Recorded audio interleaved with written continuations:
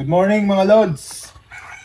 Welcome back muli dito sa ating vlog Sa episode na ito mga Lods, meron kami ditong collection ng itlog na naka-schedule na tong i-load ngayon Bali, ang total egg collection namin mga Lods ay 219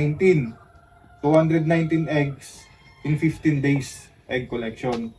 Ngayon, meron kasi mga nagtatanong sa akin mga Lods kung paano daw ang pag-record keeping ng ating mga bloodline, meron din nagtatanong kung paano ang tamang pag-i-store ng mga itlog. Ngayon, ganito mga Lods.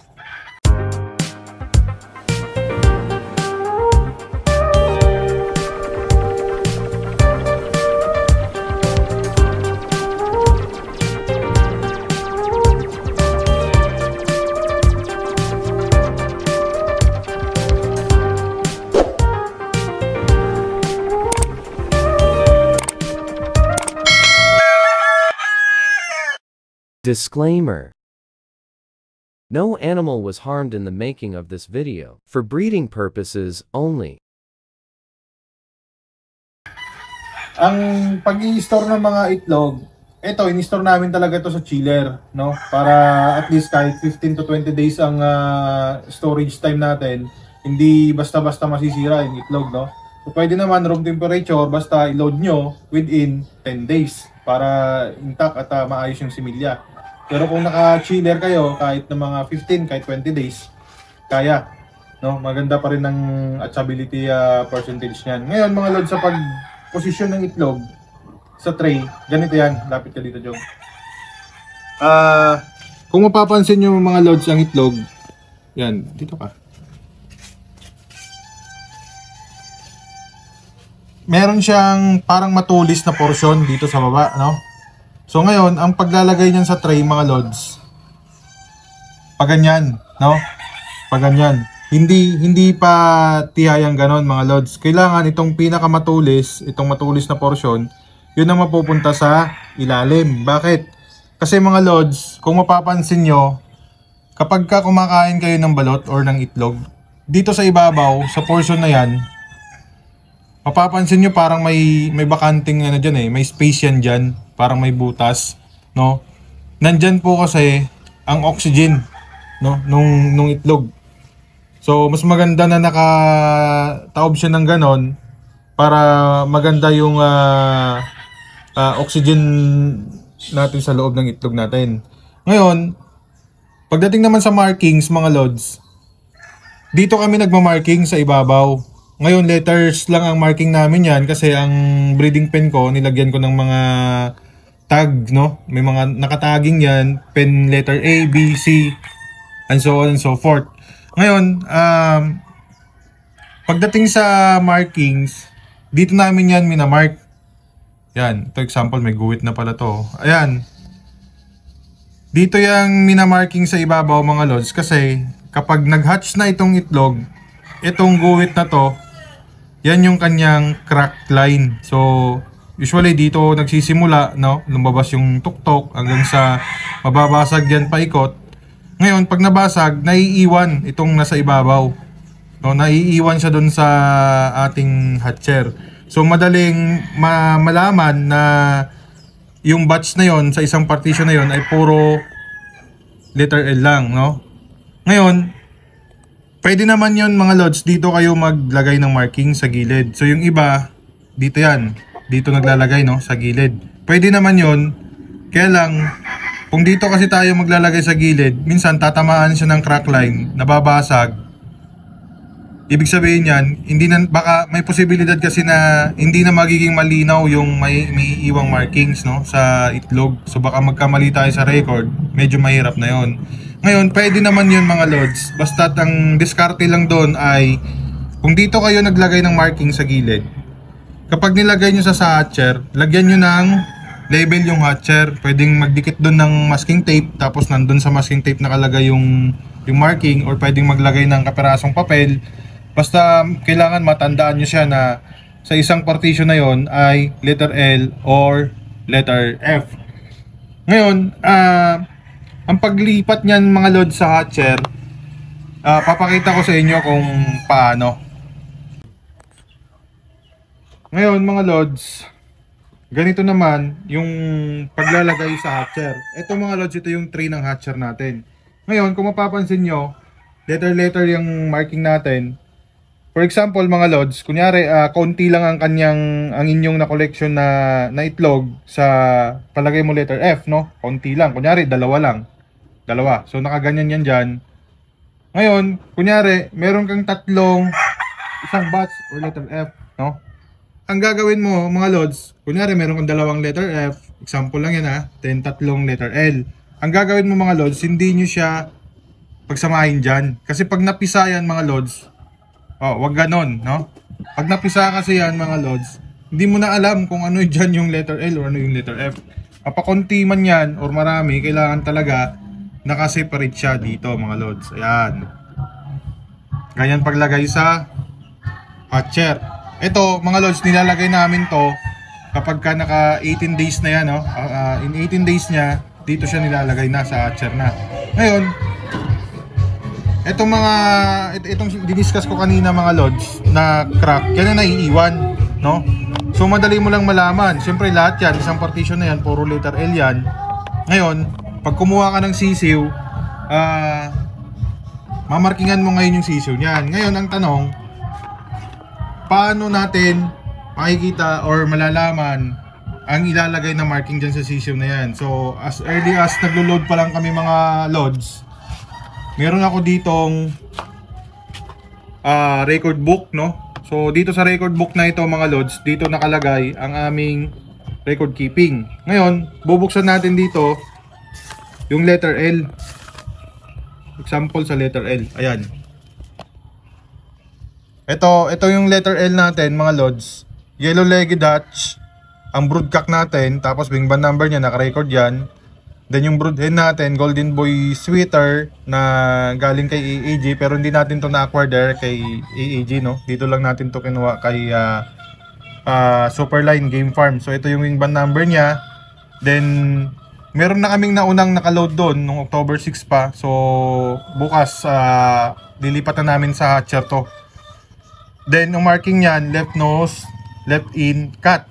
Ngayon, maglo-load kami ngayon. Sinulat ko ng schedule, October 22, 2023. So, mga 4 PM to. Kasi, hinihintay pa namin yung mga ibang mag-iitlog, no? Tsaka, galing sa chiller, siyempre, pinapalamig muna natin, pinapatanggal natin yung moisture. So, maghapon din yung naka-air dry yung itlog. Ngayon, ang marking yan, same pa rin kasi same bloodline lang sila. Magkakaiba lang sila niyan ng date kung kailan mapipisa, no? So itong ilo-load namin mga loads, pwede ito sa early bird, pwede rin itong local, baka mag double band dito. Pero titingnan natin kung marami naman tayong mapapapisa pa sa second batch ng local. Tingnan natin yan mga loads, no? Depende sa demand. Ngayon, yung sinasabi ko kanina mga loads na pwede kayong mag-mark dito sa gilid. Yan, dito sa gilid, no? For example, ito letter F naman to. Kunyari, dito mo nilagay yung markings mo. Yung iba dyan kasi sinusulat talaga nila. Sweater, 5K sweater, mga ganon. Ngayon, pag nilagay mo to sa hatcher, mga lods, yan, kunyari, marami sila dyan. Ang gagawin nyo naman, maglagay kayo dito sa ibabaw. Dikit kayo dyan ng masking tape, tapos dyan yung isulat yung markings. Para alam nyo, matandaan nyo kung anong itlog yan, itlog nino, anong bloodline. Tapos balik kayo sa record book nyo, para kuhanin yung magiging marking ng sisiw, mga lods. So, ayan mga lods, pinakita ko na sa inyo kung paano kami mag-record keeping at load ng aming itlog, no? So, ito, ililipat namin to mga lods sa tray na para sa incubator. Titingnan natin or bibilangin namin itong itlog mga lods. Then isusulat natin dito sa ating record book kung ilan ang itlog na nakaload. Importante din 'yon mga lods. Hindi naman sa hindi naman sa pagiging dirty minded 'yun, no. Kumbaga, nire-record natin kasi baka mamaya isipin ng iba, parang wala tayong tiwala sa tao natin sa farm. Hindi yun yung point doon. Ang point doon mga lods, kung bakit natin nire-record yung quantity ng itlog pag sinalang natin sa incubator, kasi after 10 days, magka-candling tayo. So sa pagka-candling, sisilipin natin kung may similya o wala. So kung bilang mo ang quantity ng itlog, pagka-load pa lang, first day sa incubator, after 10 days, pag nag-candling ka, malalaman mo kung ilan yung empty at ilan yung fertile. So makikita mo yung fertility rate nun, no? Doon mo malalaman kung anong mga bloodlines mo ang maayos mga itlog, kasi lahat naman yan pare-parehas yan, na naka-priming naman ng maayos yan, kumakain naman ng maganda yan, masarap, kumpleto naman sa suplemento yan. Pero kung minsan kasi meron talagang mga manok na medyo maselan mag-itlog, no? Mahina talaga ang ano nila, ang fertility rate. So importante din yung naka-record yung quantity ng itlog mo. Then after 18 days, malalaman mo naman yan kapag transfer mo na sa hatcher, pag napisa, kahit may similya pagkasilip mo, kung minsan hindi nagtutuloy-tuloy yung pag-develop ng similya, minsan meron naiiwang hindi napipisa, no? So maraming factor ang pwedeng pag-aralan dyan, ay either yung sa mismong similya na, fertility na, or sa incubator na. Pero at least, kumaga mayroon kang mga references, no, na pwede mong i-correct next season, no, para malaman mo kung saan ka nagkamali. Kaya mas maganda kung meron kang record keeping. So ayan mga lods, kuha tayo ng isa pang itlog, sisilipin natin kung ano naman ang bloodline, no. For example, letter I. Ito, letter I. Ayan.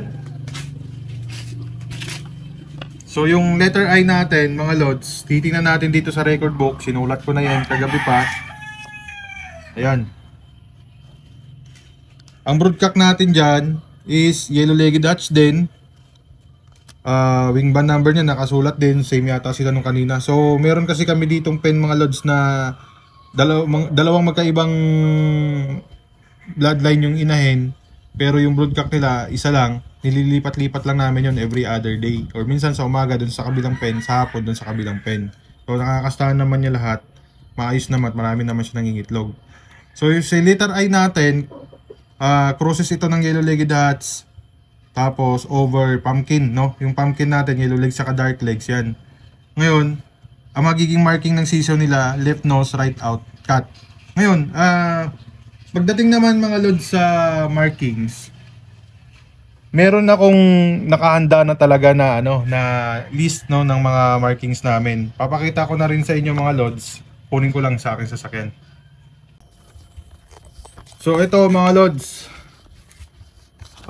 sa marking ng ating mga sisiw, meron akong graph na dito, table na ginawa para hindi na malito yung mga tao natin. Ang markings mga lods, merong ano yan, 63 combinations, no? Ayan, no, kung mapapansin nyo, hanggang 63 combinations yan. So hindi naman natin magagamit lahat yan mga lods. Kaya lang, importante din ito kasi kailangan kung ano yung nagamit nating markings, i-shade na natin dito para hindi natin to uulitin sa ibang bloodline din. Kailangan particular lang siya doon sa bloodline na pinaggamitan natin sa kanila. So lahat ng ito mga lods, cut ang ginamit namin dito sa paa, no? Kasi last year ang ginamit ko puro punch. So kung mapapansin nyo, itong letter I natin, left nose, right out, cut. Si left nose right out kasi hindi ko pwedeng left nose right out lang mga lods kasi pwedeng left nose right out punch yan, pwede rin left nose right out cut, no? So ang gagamitin namin ngayon puro cut combinations yan. So left nose right out cut, no? Kaya naka-indicate talaga kung cut or punch. So sa mga gustong mangingi ng copy na ito mga lods, PM nyo lang ako sa Facebook page. Pwede ko naman kayong bigyan nito para magkaroon kayo ng guide. So makikita nyo naman yan, no? Andito yung paa niyan. Ganyan itsura ng no mark. Ganyan yung 4 marker, no? Right out, right in, left out, no? Ito naman yung left out. Ito alam naman na ng karamihan to. Pero kasi para dun sa mga kaibigan natin backyard breeder na nagsisimula pa lamang magmanok, no? At kunti pa lang ang kanilang knowledge. Ito para sa inyo to mga brad, mga idol. Ngayon, isasalang na namin to mga lods. Ngayon, bago ko isalang to, i-shoutout ko muna yung ating mga tropa at mga subscriber natin, ano. Unahin natin dito. Binura muna ata, joke, hindi pa. Ayan. Ayan. Shoutout dyan kay idol natin na Sunny D. Ayan, watching from Onigashima. So, ito si idol siguro nasa Japan to. Then, kay idol natin Greg Villanueva, of course, always watching from Taal, Batangas, no? And shoutout din kay idol natin na Team Zia. Ito si Team Zia, si Idol Mark to. Kung naalala nyo sa last video namin na merong nag-visit dito sa farm na nagpaturo ng gaffing. Yun, siya yun. Meron silang inavail sa atin na dalawang set ng trio, no? Doon sa ating hulugan system. So mamaya di-discuss din natin yan. Shoutout din sa bagong subscriber natin kay Idol Marjen. Ayan. Of course, kay Idol Marlon Backyard. Yun, no, si Idol Marlon Backyard. Supportahan nyo rin mga lods. May YouTube channel din siya. Ayan, maraming salamat, Idol. Good luck sa breeding. And of course, kay Idol natin na Ferrera Game Farm from Baras, Rizal. Oy, Brad, Baras, Rizal. Nandyan si King Pac, no? Si King Pac, tropa natin yan. Kagrupo natin sa Wild Boys yan. So, shoutout na din dyan sa Wild Boys Group Philippines and sa Wild Boys Group USA. Ayan. Mga pare ko, mga brad, ingat kayo lagi dyan. Shoutout sa inyo. And, wala na yata, joke. Shoutout din kay Idol natin, Mark Maglalang. Ayan. Si Idol Mark Maglalang naman, meron siyang inavail sa atin ng mga battle stags. 5 heads naman yon sa protect natin. Yun, nag-avail yun through hulugan system. So, sa hulugan system pala mga lods, ang detalye niyan, pwede natin pag-usapan through Facebook page kasi bawal dito yan sa YouTube nung i-discuss. Ngayon, pagdating dito sa hulugan system, meron akong gustong pasalamatan dito, no? Ang nagpasimuno talaga ng hulugan system na ito, si idol natin Roel Amano from Sabong, Pinas. Ayan, si Idol Sabong, Pinas.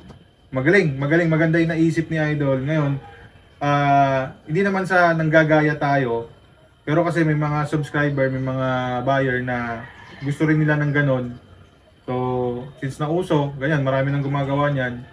Ay, kisabay tayo sa uso, pagbibigyan natin. Kasi hindi naman nga madali para kumuha or mag-avail ng isang bagsakan lang na trio kasi medyo mabigat naman sa bulsa yon. Kaya ang iba para makapag-avail, dinadaan natin sa ganon, sa hulugan system, no? So, yun lang mga lods. Maraming salamat sa panonood ng aming vlog and God bless po sa inyong lahat. More power po sa inyo, sa mga tropa nating mga OFW dyan. Mag-ingat po kayo lagi mga lods and God bless po. Maraming salamat po.